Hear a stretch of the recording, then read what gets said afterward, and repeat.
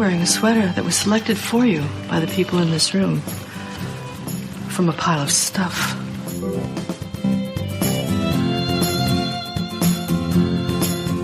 Give me a full ballerina skirt and a hint of saloon, and I'm on board. I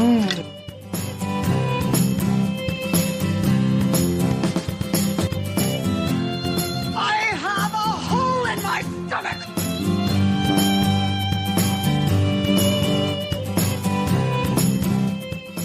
I can't go back.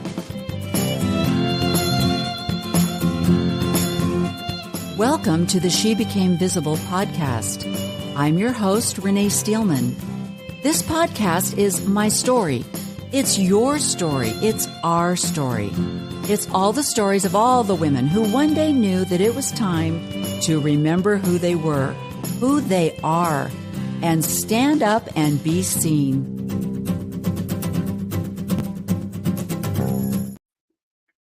Hello, welcome. Welcome to She Became Visible. Happy New Year. It is 2024 and it's January 7th.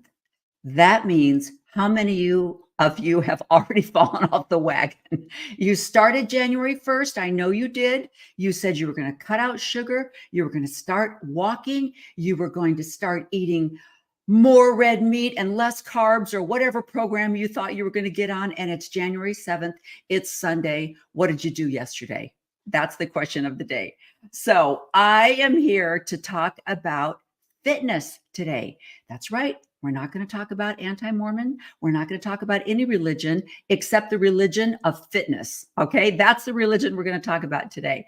And I have brought on one of the most amazing people. You will be astonished. I saw her. I met her through social media. That's why I get so defensive of people who are not fans of social media, because I have met so many wonderful people and they are inspiring. They have knowledge. They share their knowledge, and there's a community out there. And so whatever stage of deconstruction you're going through, there is a community out there, and you can find it on social media. Now, I'm not saying there's no wackos out there, because there are, but there are more fabulous people than wackos. So let me just introduce you to my guest today. So you are not going to believe this woman is over 70. Now, there is a stigma out there. I mean, I watch enough television to see the commercials, especially, I don't know about you, but on Sunday mornings, on any of the morning Sunday shows, all of the advertisements are geared towards a demographic of old, decrepit people. They are drugs. They are hospital care. They are assisted living. And a lot of times they start out by saying, if you are 65 and above, and it's like, the people that I know that are 65 and above are hiking today.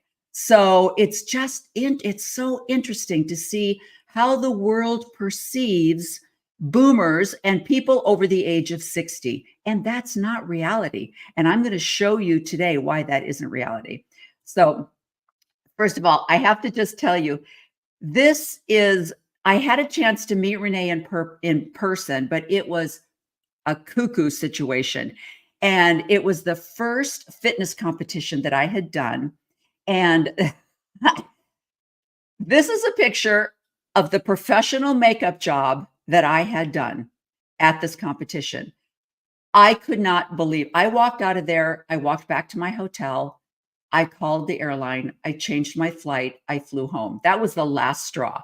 This is the makeup that I had done at an earlier competition. And this was what professional makeup is supposed to look like. And this is what I look like with a very intense tan. That spray tanning thing, we'll talk about this with René, but when you get spray tanned for a fitness competition, it's a look that you will probably never experience, I guess, unless you're doing a bodybuilding competition. But it's like stage makeup. You have to look like that because of the lights and everything that you're doing on stage. So we're going to talk about all that with René. So, and I love that her name is René. But this is a group of women that I met at that competition. And a lot of these women were over the age of 60. And this is what I'm talking about. I met these women at a competition that I found out about through social media. And now I'm following them on Instagram. And one of them, I believe this young lady right here, it lives in Arizona, and I got to find her again. But you meet friends, you meet people, you meet your community. And I absolutely love it. I didn't get a chance to talk with René at this competition because she was a team leader and she had other women that she was in charge of. But this is what she looked like in September of 2023. She had just completed a competition. She had just gotten her pro card. She is 71. Isn't that amazing? So yeah, this is what she says. Let's see if I can, I don't know if I can make this bigger or not. Let me see if I can make this bigger so I can read it. Oh, come back. Where'd you go? No, what happened? Go away. All right. Okay. Well, that's not going to get bigger. Anyway, I'll just let her, because I don't have my glasses on, so I can't read it. So I'm just let her tell her story. But this is a picture of her on stage. And you can see the tan that she's got, but you see, you have to have that tan so that you can see the definition in your body. And she moves like you would just be so amazed at how this woman moves. You would never guess that she was 71. So I'm going to stop talking and bring René on and let her introduce herself and talk more about how she got into the fitness world and the whole idea of putting on a sparkly bikini at the age of, I think she was, she was in her late 60s when she first started competing. But there's not a lot of 60-something-year-olds that would be willing to do that. So I'm going to let her tell her story. So welcome, René. Hey there, René. Thank you for having me on. I really appreciate it. You know what's funny? I have met, when I was going through high school and my whole childhood, I was the only René that I knew. There were a lot of people that had René as a middle name, but not a lot of people that had René as a first name.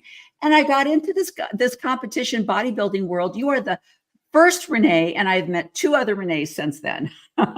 Really awesome. Well, I think it's a great name, and it means reborn. I think it's French and it means reborn. And I love my name, and I love your name too. So yeah. I think back then, it was really not a very well-known name whenever we were born, you know, and I think it's becoming more popular, but whatever. I love it. And I love you, and I love everything you just said. I mean, it's like you're just too kind, and I really appreciate being here. Thank you so much for inviting me. I'm excited to sort of spread the word about fitness at any age. You're never too late to get fit. That's what I like to say. Exactly. And I love your story because it's not, I mean, you have physical issues that would stop a lot of other people from even starting a fitness program. And so tell us a little bit about your journey. And I really like to understand, like, were you always an athlete? Were you always involved in some kind of athletic? And so this was just a crossover, or what was the beginning of you deciding that you were going to take charge of your body? Okay, that's good questions. Well, I would say in high school, you know, I was a cheerleader. I didn't do any other sports. So I was active. But as I got a little older and in my 20s, I tried to stay active just with, you know, your general fitness things. I mean, you know, all the different aerobic classes and things like that. And I was a member of a gym, but I didn't go consistently. But I had fitness in mind, you know, in my 20s and my 30s. So it was on my mind. I didn't do anything specific constantly until I was in probably my early 30s, and I started running, and I was running 6 miles every morning. And that was really the most consistent fitness thing I was doing. The weightlifting and all that, I did that sporadically. But I knew it was important. I knew fitness and nutrition, that was going to make the difference in my life and in extending my life. And I knew that I always felt good when I worked out. So time went on, and as time went on, I developed some really challenging back issues that that really hampered my fitness program or just my general quality of life. But I was running, you know, 6 miles every morning. I got pregnant. I was about 33 by then. And after my son was born, okay, how old was I? Yeah, 34, something like that. Anyway, after Garrett was born, I got running again, and I could get up to 2 miles of running. And then my lower back was just excruciating pain. I couldn't get past 2 miles. And I went to the doctor, the orthopedic doctor, and he said, you've got some serious back issues. You need to stop running, blah, blah, blah, blah, blah. And of course, anybody who runs or does anything like that, you get these endorphins. So I was really heartbroken whenever I was told that I couldn't run anymore. So, so what I did was I just sort of did a workaround for years, just doing what I could. Nothing specific. I was walking. I changed to being walker. Walker helps, walking's good. But that's about all I was doing, walking, and I would go to some fitness classes. And this went on for years and years. And, my son was born. I became a single mom. I had a small business, which I still have today. So I was running that business, taking care of my kid, and still trying to get my fitness in. So I was juggling lots of things, but if you're determined, I knew this is what I needed to do. I needed to be healthy for my son and everything else. And so I just kept struggling on and dealt with my lower back pain. But so when I got to be 58, okay, so a long time span, over 20 years of dealing with this lower back stuff. And I tried all sorts of methods to try to cure it, improve it. There's all sorts of things. Finally, at 58 years old, I went to a neurosurgeon, and I had a lower lumbar fusion. A TLIF is what it's called. I was diagnosed with a spondylolisthesis. That was really my diagnosis. And I was to a point where I could barely walk. I was trying to figure out, how can I run my business and, be in a wheelchair. I mean, I was finding crafts that I could do while I was sitting down, just all these things. How am I going to survive? But luckily I found this surgeon. He gave me the surgery, and it really just changed my life, Renee. It was like, he said, okay, you do your rehab and then you get on with your life. And the only things he didn't want me to do was run. And he didn't want me to try to touch my toes or do yoga. He felt like that might pull that fusion out. It's just 2 small incisions in my lower back. So those were my only restrictions. And he said, do whatever else. And so I took his advice. I got all my rehab done, and I'm getting close to 60, and I'm thinking, okay, well, hey, I'm getting older now, for real. I can't fool around. There's no extra time here. And so my journey, basically what I did was I went to a doctor, and I got on hormone replacement therapy. So this doctor specializes in it. These guys are at Baylor College of Medicine, some of the best doctors in the world. That's their specialty. And so I got on hormone replacement therapy at 60. And that doctor introduced me to my trainer, Dustin Jackson. He said, Renee, that's your next pillar of health, is to get into regular physical fitness and weight training. So he introduced me to Dustin, who happened to be really close to where I lived. And he's got his credentials in so many things. He knows how to train people with injuries. He worked with the Texans. He's got all kind of credentials. So it was just like meant to be, the universe, God was looking down on me. And so I started training with Dustin. That was over 11 years ago. And that surgery was really the beginning of the rest of my best life. That's like, I like to say, it was the trigger that really made everything better for me. So sometimes you think the worst things are happening. They turn out to be some of the best things. So you got to look at that silver lining. So I'm just so grateful that happened. And that's where my fitness journey began, is with my weight training with Dustin when I was about 60 years old, and continuing today. See, what I love about that is, that's a rare doctor that's going to tell you about getting fit through exercise and nutrition. That does not happen very often. So congratulations to that doctor. That's amazing. Yes, I know. I'm so fortunate. Yes. And then the other thing is the hormone replacement. Let's talk a little bit about that, because I know that there's a lot of information out there that is bogus, that is erroneous, and gives women the idea that if they do hormone replacement, that they're putting their body's in danger of breast cancer and things like that.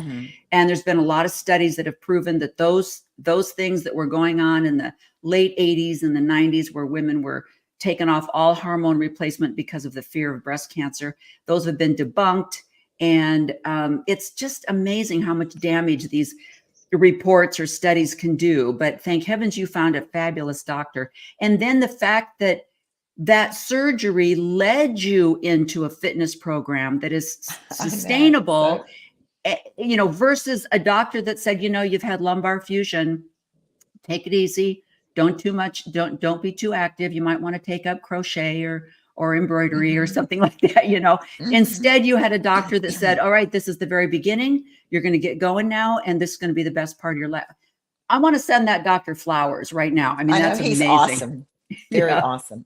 Yeah. I know. Absolutely. And then have you been with Dustin this entire time?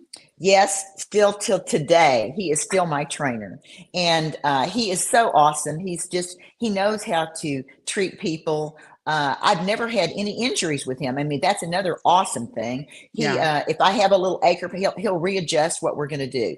And so I have been just so fortunate. Now he's too busy to take any new people, by the way. Of course.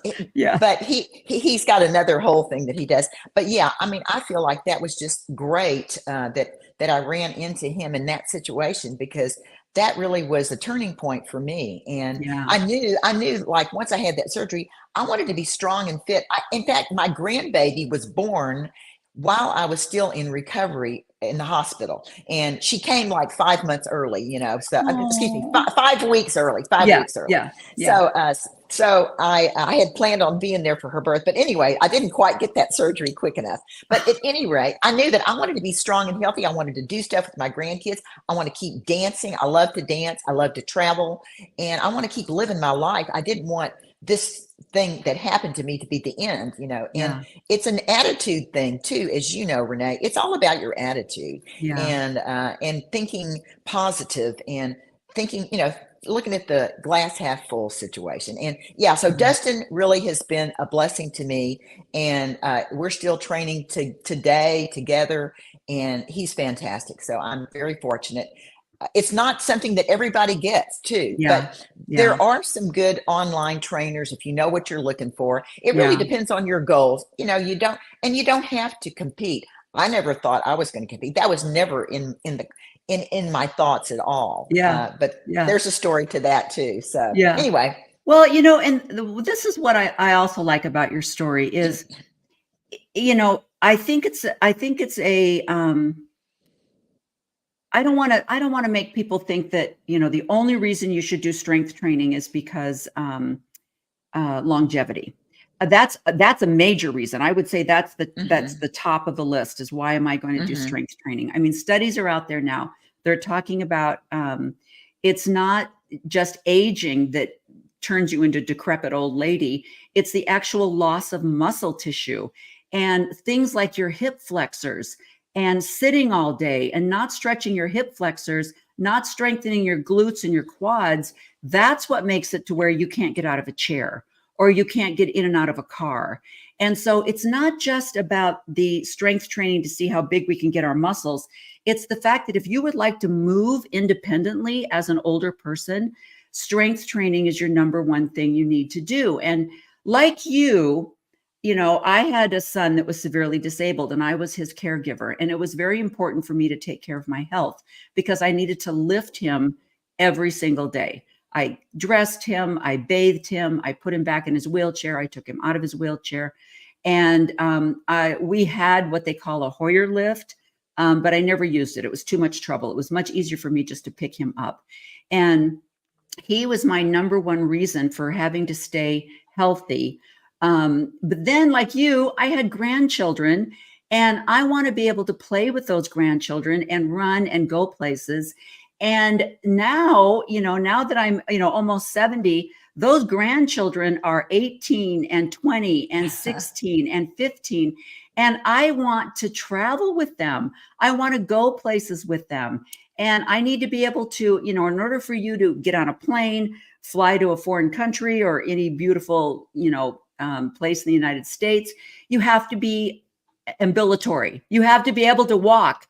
And so there's so many things that are encompassed into strength training. And I love that you pointed that out. And I also love the fact that you and I grew up in the same era.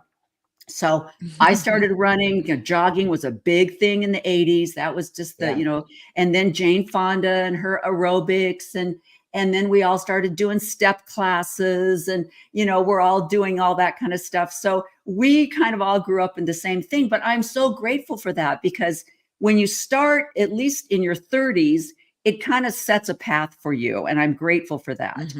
Do you think running was a part of your back injury? I think that was always, going to happen. Probably. I don't think it caused it, but also in my business, part of what I did, I have a commercial building permit expediting service.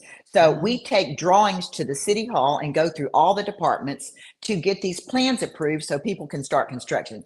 And I feel like, and I've been in that business for over, 40 years, way before my son was born. So I feel like lifting these plans, and some of them were like, big, giant plans, heavy plans. And I lifted those plans for years on my shoulder, all kind of crazy stuff. Yeah. And I'm sure that probably helped it along to get worse. Right. And luckily now it's all electronic. And now my son has actually taken over my business. So I'm just thrilled because he's doing it. And there's no heavy lifting anymore, but that's probably helped it get worse. But the running, that's not good. I mean, some people love to run. That's cool, but that's not going to get you to your level of fitness you need. There's that skinny fat thing, right? You can run yourself to death. You can cardio yourself to death, and you're still not going to get as fit as you will whenever you're doing resistance training. Right. So right. I think that's so important. And I also love the same thing with the hormone replacement. There's so much more than just, a sex drive or something like that. The estrogen, the testosterone, the progesterone, all of these things are your hair, your bones, your skin, your heart. It's all related. It's a full body experience. And I remember when I first started getting my blood work done and my hormones tested, I remember the first time my naturopathic goes, well, basically you don't have any hormones left. All right, let's just, I was like, oh, that explains a lot. I'm not sleeping and, all this kind of stuff. So it's so important that you go to a good doctor that keeps up with your blood work and just keeps your health your heart is connected to your hormones. So it's more than just, an aesthetic. It's actual longevity. And I also want to point out that let's not be naive. We also do strength training because of what it does to our bodies. And we like the way that looks.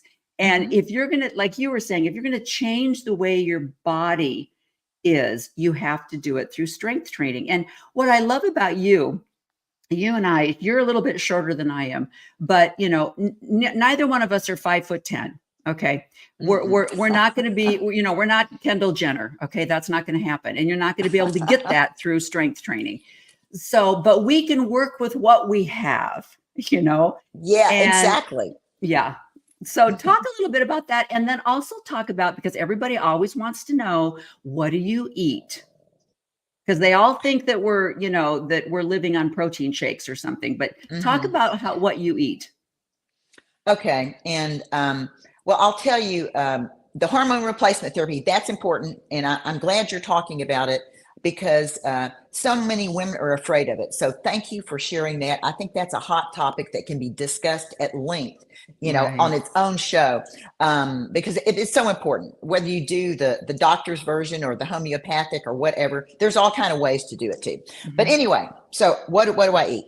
Well, I'll tell you, I've always been interested in healthy food. Hey, my weight has fluctuated over the years. I'm probably about 20 pounds lighter now at almost 72 than I was at 60. So I have definitely lost weight, although that wasn't my main thing I wanted to do when I started lifting weights. But again, eating good, healthy food I've always been interested in it, but I haven't always been perfect. I'm a human being, and we're all going to screw up, and we're going to fall off, and we're going to, pick it up and go again. But the main thing is, I'll tell you a few of my, rituals. Now, before I even thought about competing, was something that happened later in my life. It was never something I planned on. But for years, actually since 2015, I have been using a Fitbit. So it's a Yeah. fitness tracker, and the Fitbits, they're not the fancy Apple Watch, but they do the trick. And I've been logging my food since then. That's where I keep track of my exercise and all that in my little Fitbit app. And so I think that's an important thing for people to consider. Nothing elaborate, doesn't have to be fancy, but logging our food, knowing what we're putting into our mouths every day, that's really the beginning of changing yourself, Right. because, and you're just more conscious of it. So that's one of the things that I think is important. As far as what I eat, I eat a lot of protein, but the rule of thumb is you need at least 1 gram of protein for every pound of body weight every day. Now, that doesn't matter whether you're building a body or you're just a normal whatever. That's the standard. I mean, and you may have a different version of it, but that's the one I stick with, is sticking to that protein. And people think it's hard to get, but it's really a matter of starting your day with some protein. I used to never eat breakfast. For years, I did not eat breakfast, but I do now, and it's not big. But I have egg whites and maybe 1 egg, and I'll have some oatmeal. I might mix it into this little pancake that I make to get my carbs, because I usually go work out around 10. So usually in the morning, I'm going to have the egg whites, the eggs, the collagen peptides. I put those in my egg whites too.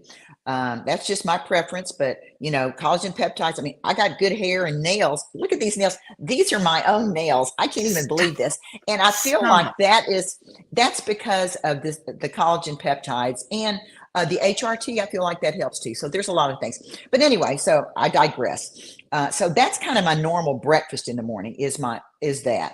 And then before I go to the gym, if there's a big gap of time, I'm going to have some protein and some carbs.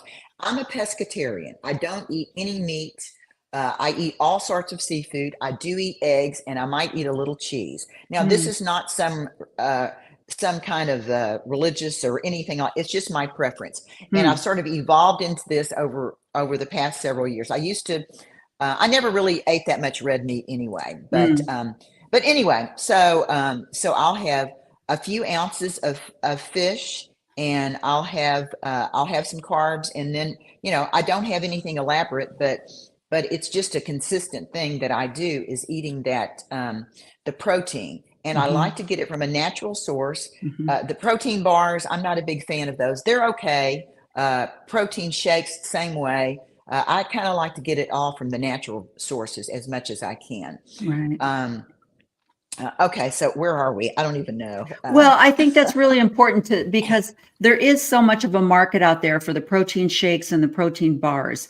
And really, if you look at the ingredients in a lot of these protein bars, you're going to have a hard time finding something that doesn't have artificial flavoring, artificial coloring, and and basically you could be eating a Snickers bar and you'd get the same ingredients, but it is frustrating trying to get that protein in, especially if I'm a little bit like you. I've never been a big red meat. I wish I loved red meat. But it's not that I don't like it. It's just that it's not that big of a thing. I've always, I love the old days, right? Where we just thought we were going to make a shake and we're dumping in bananas and blueberries and strawberries and got a 500, calorie shake in there. And then they said, you eat protein. I'm like, oh, really? I don't want to eat protein, So it's so frustrating, but I do. And, after a while, you're chomping on that chicken. You're kind of like, oh, how much chicken can I eat, But when you find out how important it is, and I don't know when you became a pescatarian, but I was a vegan for about 5 years, and I loved it because I love carbs, right? And so tell me that I can eat all the brown rice and all that kind of stuff and salads and stuff. And I'm like, I'm on board with that. But it didn't do anything for me. I didn't feel better. I didn't lose weight. And I started noticing that a lot of the people in the vegan world were very much vegan because of the animal rights movement. And I'm 100% behind that. I'm against, factory farming and the abuse of animals and all of that. But I also had a hard time with, and all you vegans out there, don't hate me, but I remember going to a seminar. I went to a weekend seminar on being vegan. And one of the things they said is that if you are vegan, you must take a B12 supplement or you will literally lose your mind. And it is very important that you keep on top of your B12. And I remember kind of raising my hand and going, well, B12 is stored in the body. Couldn't we just maybe have red meat once a week? And then that would take care of it. They're like, and I was like, because I'm like you, it's like, I want to get my nutrition from real food. And, and so there's a lot. In fact, I'm having a little bit of a hard time with my trainer because, he's like, don't do dairy. And I'm like, but here's the thing, dairy is a real product and oat milk and almond milk are not real. You can't get milk out of them. So I'm trying to stick with my dairy, but also stay on my low fat diet. And I'm kind of like, oh, this is so hard. But, sticking with real food is really the answer in every area of your life, really. But getting that protein and sometimes I have to just go to a protein shake because I'm 30 grams. I got 30 more grams I've got to get in today. And I'm like, gunk, done. Okay. I don't want to do this anymore. But yeah. So talk about like, how many years were you working out with Dustin before he was like, hey, girlfriend, you're looking good. I think you need to do a competition. You were like, what? Well, okay. So basically, I'll back up a little too. So, I'm 60, I'm working out with him. I didn't have I didn't say I want to lose this much weight. I didn't tell him that. It was just, I want to feel good. I want to be fit. I want to be able to be strong for my grandkids and do this stuff, just like I was saying. It wasn't all about the aesthetics, although, yes, I want to look good. Yeah. I take care of myself, of course. We're women. Yeah, we're women and I'm a girly girl. I like all that stuff. So the years went by and, I'm just lifting. I'm 61, 62, 63, time's going by. We're doing, probably about 3 times a week. I'm lifting weights with him and I'm not necessarily going a bunch of other times to do stuff. But when I got to be about 65, I remember going on a trip, going to Germany with my girlfriend. And we had a great trip, European vacation. And I came back and I looked at these pictures of me on this trip. And I saw a woman who looked good, but I looked like a plump senior citizen in my eyes. It's like, what? I mean, I've been working out for 5 years. Yeah. And I said, oh no, there's a better Renee in there. That's what I said. Because at one time, I'm thinking, well, I'm just going to have to accept this is the way we look when we're in our 60s. You're never going to be super trim. I just thought that's what you have to accept. I made the mistake of thinking that. That was wrong. That is not the case. Right. But when I came back from that trip and I saw my pictures, I said, oh no, there's a better me in there and I'm going to find it. And I told that to Dustin. I said, okay, Dustin, I want to get busy and I want to lose a little bit of weight and I'm serious, let's do something. So I set a goal to lose 1 pound, Renee, not I want to lose 10 pounds. I want to lose 1 pound. I set that goal on my Fitbit. And then he helped me with some extra exercises and, just got more serious about my fitness and dialing in the nutrition, right? Mm-hmm. That is so important. Right. That's whenever I started seriously paying attention to my food, eating more protein, because he'd been telling me for years, you got to eat. And we all think, less calories is more. Anyway, that's wrong. That's how we grew up. Yep. Exactly. We can't help it. It's in our brains, even though it's wrong. Right. So basically, in 4.5 months, I lost 10 pounds doing this set 1 pound goal. I set a goal to lose 1 pound. I lost that 1 pound. I set a goal to lose 1 pound. I lost it. So 1 pound at a time. That's what I tell people. You don't need to lose, 50 pounds. You need to lose one. Right. Lose that 1 pound. And so that was one thing I did. And that was a great thing. And I recommend that.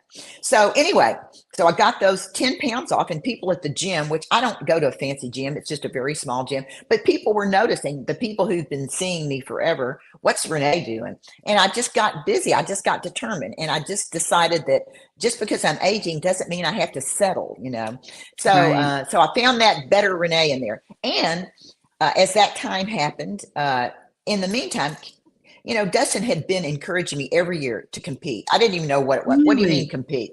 And Yeah. it's like, oh no. And then I looked it up. That's what I'm going to tell you. So he said, because I said, what else can I do here, Dustin? I'm already, getting fit, blah, blah, Yeah. blah. And he said, well, Renee, I can see you on stage. And I said, what are you talking about? And he said, bodybuilding. And I said, what? And I said, so I looked it up and I'm going, oh no. I cannot put on a sparkly bikini, skimpy, and get on a stage in front of a bunch of strangers. I'm 60 something. Come on. I said, oh no, I can't. So every year he would talk about it and I would say, no. I did this in my early 60s, past the point where I lost that weight. Anyway, so I was scared to death. I was limiting myself. See, we limit ourselves and we can't do that. That is not going to work. So finally, then COVID hit. Okay, well, by then I was really into my program and I was freaking out. Oh my God, no, COVID, I can't be handling that. No, closing the gym. Oh no, what are you talking about? So I was really freaking out and I told Dustin, okay, we got to figure out something here. So basically during COVID, and then I was like 67 or 68, whatever it was, he came to my house. I have a big patio in my backyard and he trained me and a few other people from the gym outside for a few months. So we didn't miss out on our weight training. Right. And we were taking control. See, that's part of it. It's how we react to our environment. We have the power to control how we react. We don't have to be helpless. And so I took charge and I doubled down. I said, COVID's not going to make me gain weight. That ain't happening. And so it was great. And I'm so thrilled we did it because as that happened, that's what kind of got me into thinking, okay, maybe I can compete. Maybe I will. And finally, I told Dustin, okay, I'm going to compete before I turn 70. I told him, okay, I'm going to do it. I've decided. So COVID was really a trigger to help me move to the next level of fitness. And, I didn't look at that as, it was like that surgery. It was something else that seemed to be a negative that I turned into a positive. Right. And so anyway, I said, okay, let's do it. And so when I was 69, I remember it was like May 25th. And I said, okay, let's find a show for me to compete in. We're going to hire a nutrition coach. I hired a posing coach. And I'm a big traveler. I like to cruise and do all these different things. So I said, let's find a show that's going to fit into my schedule of my travel. I didn't do it the way you're supposed to, which, okay, let's find a show, whatever, and then we're going to work towards that. Yeah. So basically, in August of 2021, I competed in my very first competition. It was the Lee Labrada Classic. I was 69. I was competing with the oldest class was 50 plus. So I was in there with 50 plus women. There weren't any women as old as me in there. And I'd never been to, I had never competed before. So it's like, I don't know what I'm doing, but I was excited. I was just on cloud nine. I didn't know what to expect. I was scared as hell, but I knew I was going to do it. But here's one thing. I remember envisioning winning a trophy, getting a trophy. I had this in my mind. Now, what are the odds of a woman who's like 20 years older than most of her competitors? That was like unlikely, but I had that creative visualization. That's a powerful thing. I imagine that all the time. So got to the show. I competed in 3 different categories. I don't know, masters, and a couple of other categories. But anyway, so it was almost the end of the competition. Everybody had, been on stage a few times. And I was already put my little robe on, how you have a little robe you wear. And I was already gathering up my stuff. And then the expediter said, hey, no, come on, you need to get on stage here. Come on, get up here. And I'm going, what? And so, cause I thought it was really over. Yeah. And so I got up on stage with all these other women. And this was in the open, I'm 5 foot tall. So it was the open class A. And I got a 6th place trophy here in my very first show ever for Bikini Open at the Lee Labrada Classic. I am not kidding you. I was shocked because it was there. I'm going, what? What is going on here? I'm not kidding you. It was like, I couldn't believe it. I mean, it was 6th place, but hey, I got a freaking trophy. Exactly. And, it was just amazing. And I'll tell you, that's really when, after that show, it's like I just really fell in love with this whole bodybuilding community. Right. I don't know how to explain it. It was just the next thing to my fitness, but I didn't know how I was going to feel about it. But the people are wonderful and supportive, as Yeah. you're doing it, and it was just the beginning of the best rest of my life. And Yeah. I've competed in 9 shows so far, and I did. I earned my GBO pro card. Now that's not NPC. I've competed in several NPC shows, but GBO, Global Bodybuilding Organization, they're Texas based, but they're in 20 different countries. And I Ah, got my pro card this summer, and I'm just having the best time of my life. So I cannot yeah. tell you how thrilled I am that this has happened. And thank you for letting me spread the word. Well, and I think there's a lot of things that people don't understand about the bodybuilding. There's different categories, like you said, and I didn't even know this until I did this first one in July, that there's actually height categories. I mean, Oh it's yeah. 5 foot and under, 5'4" and over, 5'9" and over, which is great because there is a difference in body type. If you're only 5 feet tall, your body is built different than somebody that's 5'9". And so I appreciate that so much. And the one thing they need to do, though, and I think because strength training has really taken off, they need to increase the age categories. Like when I did this competition in July, it was 45 and above. That was the highest you could go. And it was in Las Vegas. So it was packed. I mean, there were so many people Mm. there. And I've never done this before. And I'm, 69 years old. And I'm looking at all these babes that are, 45, 43, 37 in their bikinis. And I'm like, because you have to admit there is a consequence of getting older. Your skin looks different. You're going to be a little saggy in places. Those of us that have had children, we might have a few stretch marks. And so you got to get that out of your mind when you're competing against a 35-year-old, and because their skin looks completely different, but they're not looking at that, are they? I mean, that you and your brain, but the judges are looking at the same thing: muscle definition and balance and proportion and all of that kind of stuff. So I am so glad that they recognized you for the hard work that you did. That's, so, Well, but I there was needs to be thrilled. more 60 and above, categories, because there's a lot of us out there now and we can't be competing with 40-year-olds. So I wish they would include that. The other thing that you might want to talk about is there are different organizations, and some of the organizations are drug-free, which I love. I think that's great. But for women like us that are on hormone replacement therapy, it's not a matter of us doing juice. We're not juicing. We're Right. taking testosterone and progesterone and estrogen for our health. But that eliminates us from those competitions, because they'll Right. look at it and they'll say, we don't care why you're taking testosterone. And it's like, well, but yeah, I don't want to die, or I want my bones Hmm. to stay healthy. I want my heart to stay healthy. So have you run into that frustration? Yes, and you're right about both things. I agree 100%. First, the part about the having older age categories. I campaigned for a 65 plus for this NPC, the last one I did. I was messaging the people, the promoters, and all that. Can't we get a 65 plus Yeah. category? Because Yeah. I had done it the year before, and there were like 15 women in 60 plus. I mean, so there is room for more, but Yeah. it's really something financially. They don't make enough money to add another category. This is what I've been told. But I definitely campaign for it.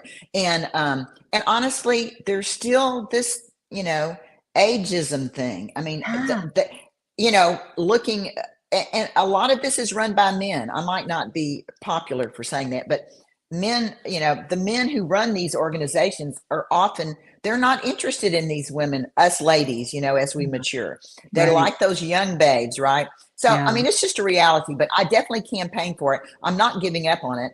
But the other organizations like GBO, the one I did, they have tested and untested, and you're 100% right. I am totally disqualified from so many natural shows just because of my testosterone, which is Right. it's just a smidgen. It's just we're replacing what's missing, right? Yeah, right. And so I feel like they're really missing a lot of people. You're 100% right. Women, like, I'd love to be in a lot more shows, but because I'm not, they consider natural, because Right. I take that little tiny bit, then you're immediately disqualified. Right. So it's harder to find shows. And then with NPC, we're competing with people on the juice a lot of times. Yes. So you can't, so to me, I've only been doing it a couple of years, and the women I was competing with in their 60s, they've been competing for years, and they had other resources, Yeah. So Yeah. anyway, Yeah. but okay, what was the other part about Well, that? I've already forgotten. No, I'm glad that you pointed that out too, because when the first time I did this, I was like, what? Because like I said, there's different categories. You've got bikini, you've got fitness, you've got wellness, you've got physique or whatever. I can't remember all of them, but bikini was always at the end. And I'm like, why are we having to sit around and wait so long? And they're like, oh, everybody wants to stick around for bikini. And I'm like, exactly. That is exactly it. Dare you? It was, it's like, oh, this is run by men. It's like, yeah, we all want to get done so we can get in the audience and check out bikini. And I'm like, and even the bathing suit, the suit is different for bikini than it is for like wellness or fitness. And I was like, all right, we're right up there with those volleyball girls that are like, why am I wearing a tube top, and shorty shorts to play volleyball when the guys are in, long shorts and a t-shirt, It's the whole world. We're fighting against misogyny and patriarchy in all areas of our life, right?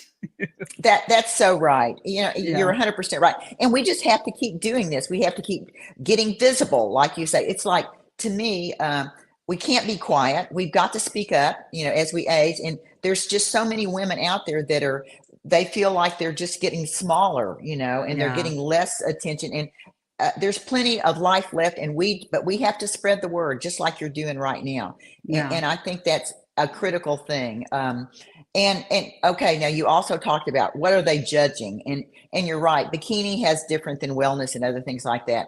And the saggy skin, that comes with the territory, right? Yeah. So you're right. Whenever the judges are out there, but it depends on which show it is too. Yeah. But they're really looking at symmetry and your presentation, and your all that other stuff too. So they're looking for the muscles. Your face isn't as important. The whole thing. So all we can do is, like they say, bring our best package. That's what they call it, right? The package to the stage. And honestly, I just think since we as 60 plus, 70 plus, there's not a real place for us. So you have to just do the best you can, feel the best about yourself. You're just going to get out there and do your thing. And we're really winners when we get on that stage, right? It doesn't matter, how any of that other stuff. And I think that's important for women to remember it, that it's because we're caring enough about ourselves and our health to take that next step and to be brave and do it scared. You're going to do it anyway. You're going to do it scared. And, to me, I was just flabbergasted after I posted after my first show, like I'd never put anything. I had a Facebook page. I didn't have an Instagram page, but I posted on Instagram after that first show. And, I was shocked because I had no idea I would inspire anybody. I just knew, I was just grateful I got that first show done. I never told any of my friends that I was competing. I kept it to myself. I traveled with them. We did all kinds of stuff. I didn't tell anybody I was prepping because I didn't want to be judged. I didn't want anyone saying, "Are you crazy, Renee?" I didn't want any of that. I didn't want that negative input. But anyway, once I posted, and it's like people that I inspired somebody, and that was like the icing on the cake. And it is today to me. I feel that's really my purpose. I mean, I don't sell a bunch of products or anything like that. Right. I'm just here to represent and to let people know, it's never too late. You can start late in life, and it's for your health. And whatever your body looks like, that's a side effect of all that lifting and eating good and being consistent. That's a side effect. And sometimes it's a good side effect. So I'm grateful for that. Well, and I also want to talk a little bit about, you mentioned the business that you had. That was probably, did you find yourself being a kind of rare to have a woman in that position with construction and commercial property? Yeah, when I started it, the permitting expediting, there were only like one or two other people in that business, just a handful of people. And it was definitely a man's world. I mean, it's like all about the men, right? And I was judged a lot. I mean, it was hard. So women, you got to do 10 times as good to get, the recognition. And it was a tough business. It was very demanding. And I was with, a bunch of contractors, rough, gruff people. And I'm a tough woman. And of course, I got tougher. I never let them see me cry. If somebody, pissed me off or it didn't turn out, I got in the car before I cried. Yeah. But, I definitely was surrounded by, men in that industry. And as time went on, after 30 or 40 years went by, was respected so much more. And I am today too. And I'm not really active in the business. My son's doing it all, but it was a man's world. And, you have to figure out how to maneuver in a man's world. I'd say women are getting stronger, and it's still kind of a man's world, wouldn't you say? But we have some power, and we just have to not back off, but do it in the right way too. You got to present things in a positive light to actually be, noticed and to get any positive reception. Exactly. And the other thing that I love about you is, like you were saying, you love to travel, you love to cruise, and you're in Houston, so you can just zip down to Galveston and get on a lot of different cruises and things like that. But the other thing, you also love baseball. So you're a Houston Astros fan. There you go, Astros fan, and you go to a lot of the games.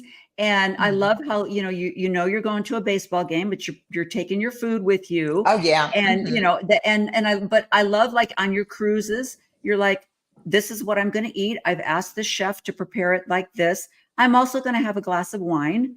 And, and you probably, I don't know, might have an ice cream cone or something. So, oh, sure. Yeah. So I love how you do that. But the other thing is, you're a single woman. You were a single mom for a long time. You're not limiting yourself to your activities. Like, I know you're getting prepped for another cruise. Did you, call up 45 women and say, will you go on this cruise with me? And if nobody will go with me, I'm not going. Actually, not exactly, but I am going on a cruise. Like next Saturday, I fly out to Miami, and it's for a short cruise. It's actually the Angel Competition Bikini Cruise. But I have so many friends, and that's going to be a blast. And but I love to cruise. So, and after that, I'm going to be coming back home. 5 days later, I'm leaving on another cruise out of Fort Lauderdale with a bunch of my dance friends. There'll be like 50 people I know. So I mean, I have cruised solo, and I love that too. But I'm involved in so many different groups. Everybody's doing something. And I think that's part of it, engaging with other like-minded people. Exactly. The fitness world is like my new family, but I still have tons of wonderful friends from the dance community. And we dance, we cruise, we travel together. And I'm always getting ready for something, that's for sure. And you're right. I'm thinking ahead about what I'm going to eat. And that's the big thing. And I guess 5 protein meals a day will get you what you need. And that's the thing. And spread it out over the day. People, you got to eat. And, I start in the morning.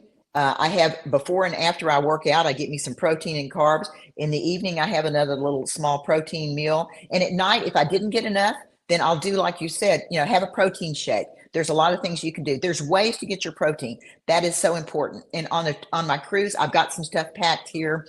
My extra protein, if I need it to mix with something, the collagen peptides. You want to think ahead.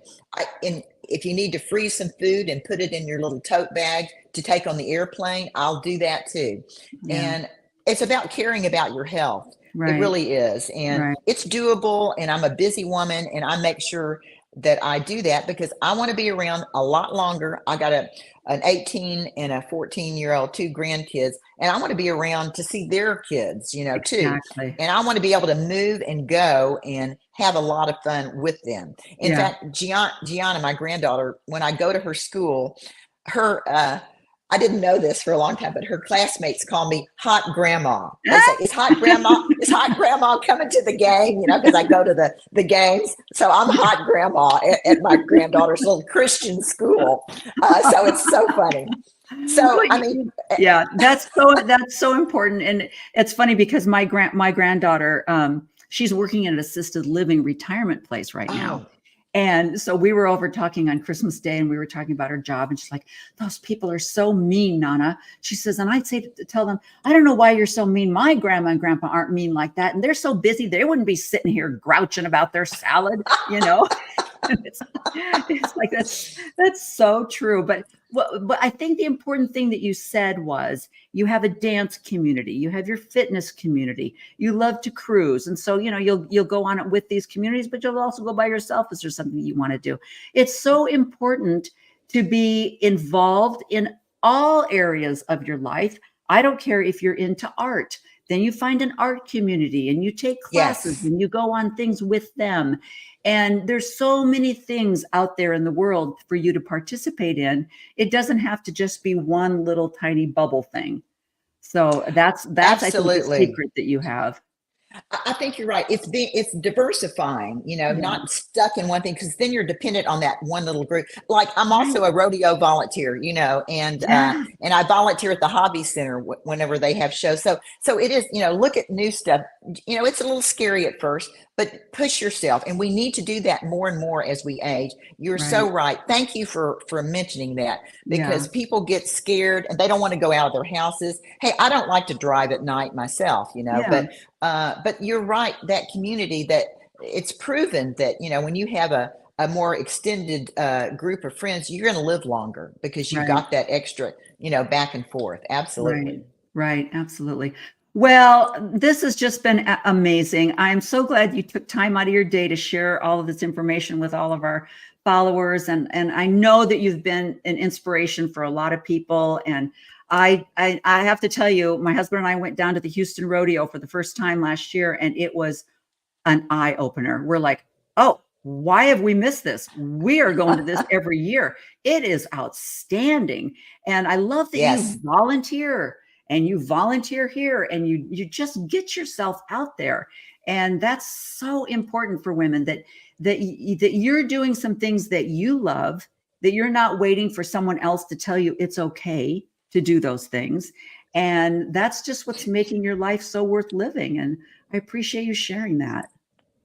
Well, thank you so much, Renee. And maybe I'll see you at the rodeo this year. It's going to be coming soon. We need to chat about that. But I thank you. I just want to thank you for giving me an opportunity to be here with you, because you're already out there spreading the word, and the fitness is such an important part. I mean, I just am grateful that I found this fitness world, and I'm here to share. If there's anyone who has any questions about anything, tell them to please message me. I try to answer everyone, you know, I'm on Instagram. So just tell them to reach out to me. I'm not a trainer, I'm not a coach, but I am here for inspiration, and there's a lot on my page. So I mean, whatever, if anybody has any questions about anything, I will do everything I can. I'll send them wherever, if there's trainer situations. I mean, I'm happy to help. I'm just going to tell you, and help you too. You just let me know. Thank you for reminding me. So your Instagram is at Renee Fit Over 70, right?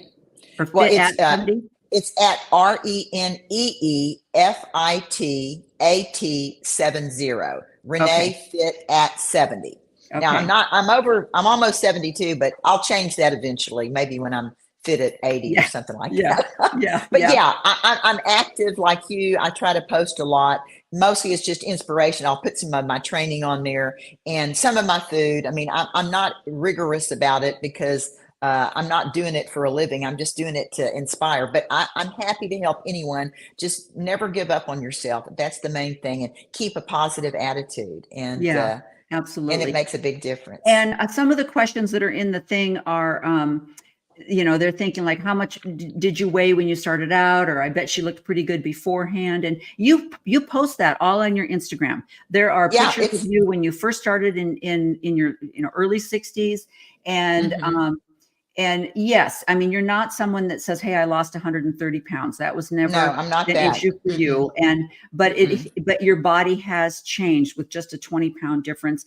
And I think Yes. one of the other questions was, I love that you said that it took 4 months to lose 10 pounds. And that's so important because, this whole lose 10 pounds in 3 weeks, or you can lose 25 pounds this month. And that's just not the way our bodies work. And, I've experienced, going on some kind of a crazy diet and going down to 600 calories a day. And there's side effects, bad side effects to doing that. So I think that's really important. But, and the other thing too, that I'm not ashamed, and I know you're not ashamed of, is, do I like Botox? Yes, I do. I love Botox, and I'm not I do afraid to too. tell people that I love Botox. So yeah, you're right. You're right. We've got Botox, and we're okay with it. And fillers, I do it, and I don't have any problem doing it. I think it makes me feel better. People should do whatever makes them feel good. Absolutely. I did tell my husband, though, I said, if you get a strange inheritance, I might be going to that really great plastic surgeon I saw in California. He's got some great posts on TikTok. He's kind of inspired me here. You kind of walk around doing this, it's like, oh yeah, right. What can we do about that neck? Exactly. Yeah. There's always something. Yeah. So fillers for now, but yeah. And there's so many great, I watch a lot of that on YouTube too. There's all kind of those doctors out there. But anyway, you just do what you want to do. I think people need to do what makes them feel good. It's more about your health and fitness than it is about your appearance, but your appearance is going to improve.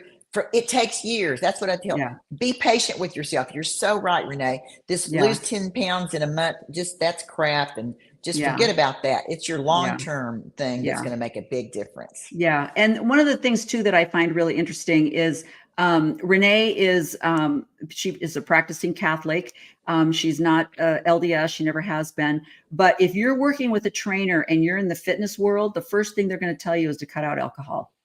And, that doesn't mean that, like you say, you don't have a glass of wine when you're on your cruise or something like that. But when you're talking about skin and health and the amount of sugar and carbs that you're intaking, alcohol is one of the first things that they're going to kick right out the door. So there's a lot of reasons to not consume alcohol, and it doesn't have to be religious.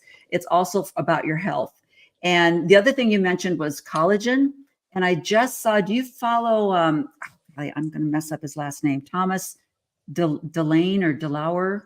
Anyway, he was just talking about the benefits of collagen in conjunction with exercise and your protein intake, that collagen actually will help you build muscle as well. But it has to be kind of combined with the exercise. And I thought, wow, that's amazing too. Okay, that Renee, somebody wants to know, do you drink coffee? I have 1 cup of coffee in the morning, and that's it. And I make my own coffee. It's like with the Cafe Bustelo, and it's instant. And that's what I have, 1 cup a day. I mean, I'm not anti-coffee. I think it's great. I have enough energy. And if I drank coffee later on, it would be too much. Yeah. I know. If I've had any caffeine after about 3 o'clock in the afternoon, I'm kind of laying in bed going, Exactly. Me too, girl. Me too. Absolutely. Yeah.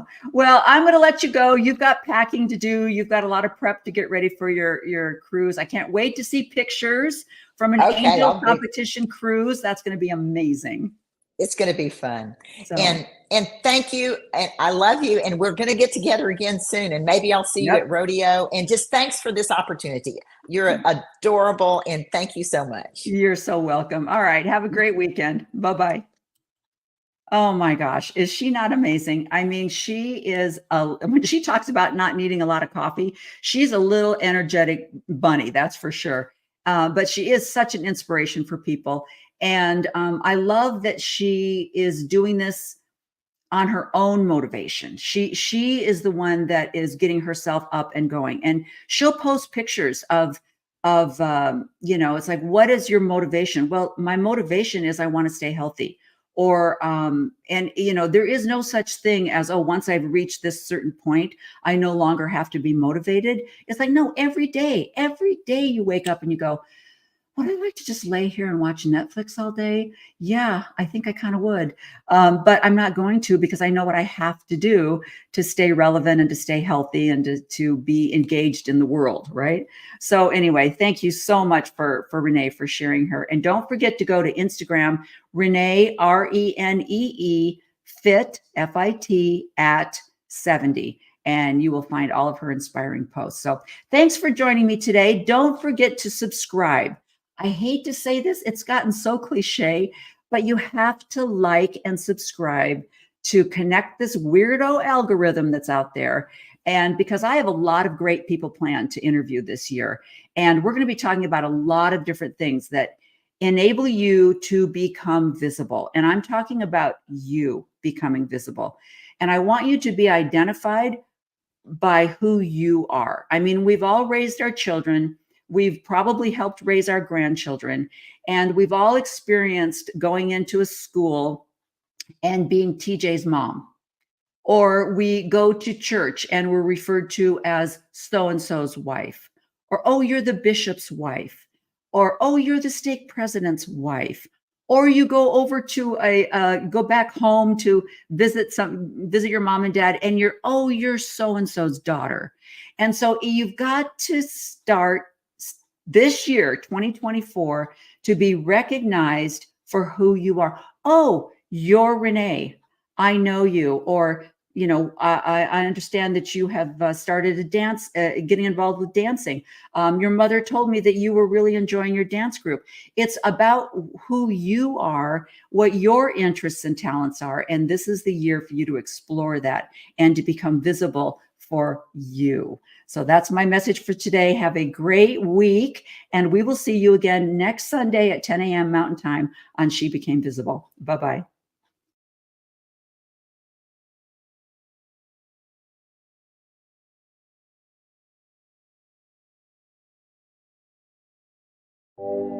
Thank you for joining me today on She Became Visible. Join me each week as my guests and I explore the path of womanhood and tell all our stories. We'll talk about finding the courage to be ourselves and motivate each other to be everything that we're capable of and meant to be, no matter what happens around us. Please like, share, and subscribe. And don't forget to donate at SheBecameVisible.com.